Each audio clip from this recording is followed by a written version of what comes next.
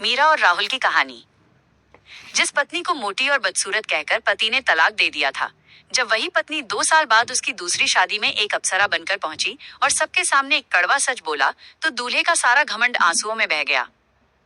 नए दूल्हे ने अपनी मोटी पूर्व पत्नी को बेइज्जत करने के लिए अपनी शादी में बुलाया, पर जब वो एक बेहद खूबसूरत अवतार में पहुंची तो उसने एक ऐसी बात कही जिसने शादी रुका दी और सबकी आंखों में आंसू ला दी।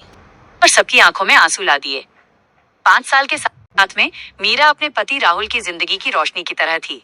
वो दयालु थी, निस्वार्थ थी और हमेशा दूसरों की खुशी को खुद से ऊपर रखती थी।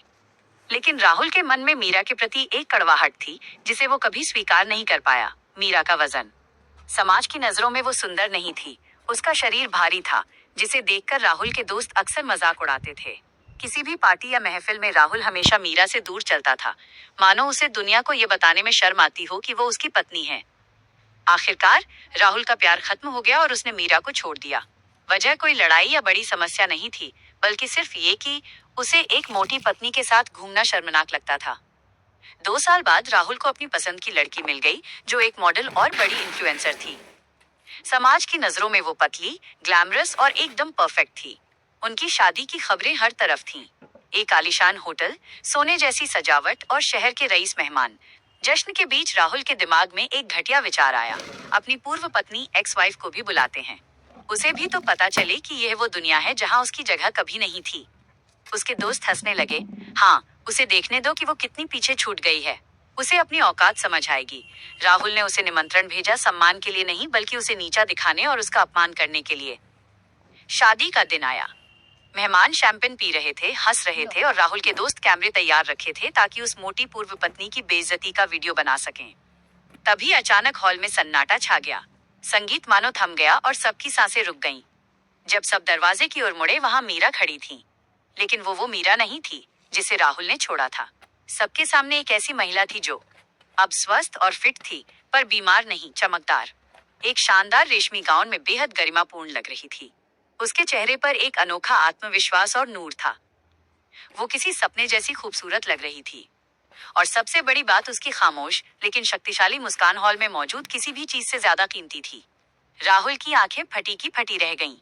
जिस महिला को वो कल तक बोझ समझता था, आज वही पूरी महफिल की जान थी।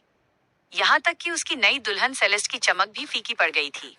मीरा बड़े शांत कदमों से राहुल के पास पहुंची। मीरा स्टेज के पास रुकी और राहुल की आंखों में देखते हुए बिना किसी घबराहट के बोली, बधाई हो राहुल। मैंने कभी नहीं सोचा था कि वो दिन भी आएगा जब मैं तुम्हें खुश देखकर गर्व महसूस करूंगी। हॉल में चुप्पी थी। मीरा ने एक गहरी सांस ली और वे शब्द कहे जिन्हें वहां मौजूद कोई भी कभी नहीं भूल पाएगा, मुझे छोड़ने के लिए तुम्हारा शुक्रिया। क्योंकि जब तुमने मुझे ये कहकर छोड़ा कि मैं सुंदर नहीं हूँ, तब मुझे पहली बार एहसास हुआ कि मेरी असली कीमत क्या है। राहुल ने मेज को कसकर पकड़ लिया, उसका गला सूख गया था। मीरा जारी रही, मैंने तुमसे कभी नफरत नहीं की। भले ही तुमने मेरे शरीर का मजाक उड़ाया और मुझे अपने साथ रखने में शर्म महसूस की। मैंने नफरत इसलिए नहीं की क्योंकि मैं कमजोर थी, बल्कि इसलिए क्योंकि मुझे समझ आ गया था कि असली बदसूरत वो इंसान है जो सिर्फ तब प्यार करना जानता है जब सामने वाला सुंदर हो। मेहमानों की आंखों से आंसू छलक पड़े। यहाँ तक कि शादी कराने वाला पंडित भी ठिठक गया। और मीरा की आखिरी लाइन ने राहुल के पुरुषार्थ को पूरी तरह चकनाचूर कर दिया। तुम्हें कभी कोई जीवन संगिनी चाहिए ही नहीं थी राहुल। तुम्हें तो बस अपनी शान दिखाने के लिए एक सजावट का सामान चाहिए था। इसके बाद मीरा मुड़ी और बिना पीछे देखे हॉल से बाहर निकल गई। उस पल सबको महसूस हुआ कि राहुल आज सब कुछ पाकर भी खाली हाथ रह गया, जबकि मीरा एक विजेता की तरह वहां से विदा हुई। कहानी की सीख, बाहरी बनावट किसी इंसान की असलियत नहीं होती।